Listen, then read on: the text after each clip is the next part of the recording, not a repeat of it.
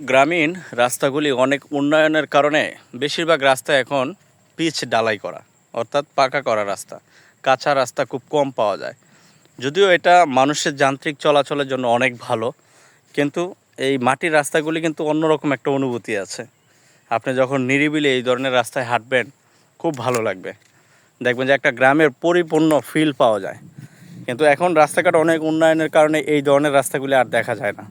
যদিও পিচ করা রাস্তায় আমাদের বেশি প্রয়োজন, কারণ চলাফেরার জন্য, মানুষের যাতায়াতের জন্য রাস্তা ভালো থাকাটা জরুরি। কিন্তু এই ধরনের রাস্তায় কিন্তু একটা অন্যরকম অনুভূতি ছিল আগের থেকেই।